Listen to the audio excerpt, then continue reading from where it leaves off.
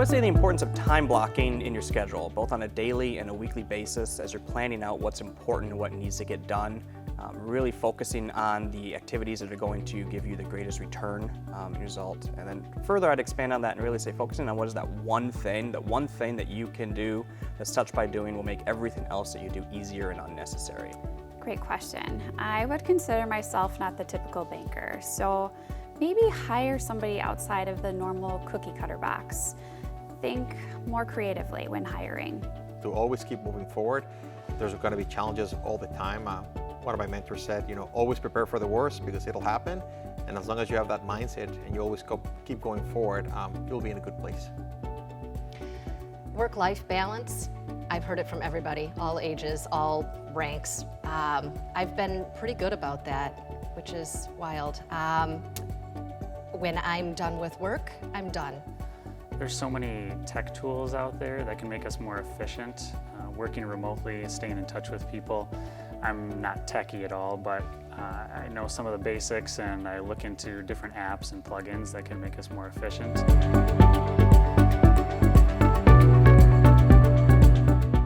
The lasting positive effect of the pandemic, I really hope, is this increased sense of community. Really people rallying around, especially the locally owned businesses, even more so, the hospitality industry that has really been hit the hardest.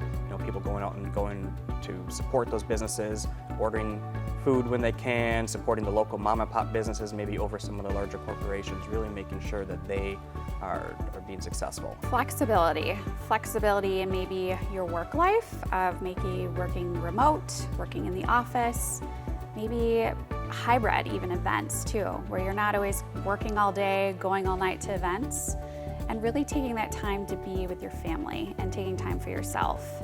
Life's too short.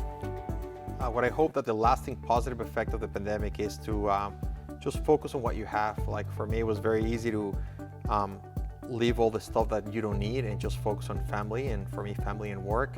That was key to the pandemic, that everything you need is right in your hands. Love.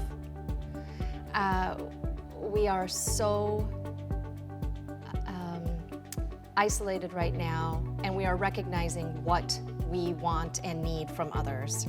And all we want is a hug. All we want is to go and be with family and not feel guilty about it or worried about it. And we now are going to cherish that time together, I believe. And it will have that lasting effect, just like when in the Depression, people had that lasting effect of never having enough.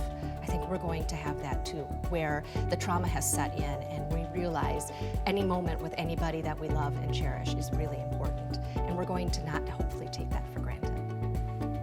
I really like to look at the positives in this pandemic. I think my wife would choose just as many Taylor Swift songs coming out, but I really like being outside, the acceptance of working remotely and just slowing down and being with your family a little bit more. I've been able to roll those all together a lot this summer, or this last summer.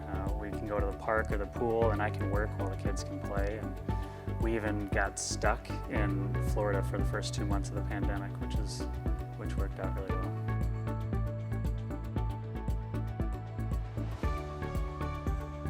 So down in Stoughton, where I'm at, there's a great little place called Wildwood Cafe. A little breakfast and lunch place, known for their coffee, but they also have some great breakfast dishes. And my absolute favorite food there is the Situation Breakfast Bowl. I mean, it's an amazing dish, has roasted potatoes, pimento cheese, crispy bacon, a fried egg, avocado, and then a little touch of sriracha just for a little kick. And it's just a great way to start your morning. That and a fresh brewed cup of coffee is the way to go. I would say Atzalan Mexican. Our family loves it because it's kind of a fun fiesta that we have at home with enchiladas, maybe fajitas, quesadilla with margaritas and mojitos. The best thing we found is the Tempest has a really good walleye with fries. Tempest Oyster Bar downtown, and it's delicious, it's great. They have a great takeout service, and the best thing is that you can get a good fish fry any day of the week. It's not only on Fridays.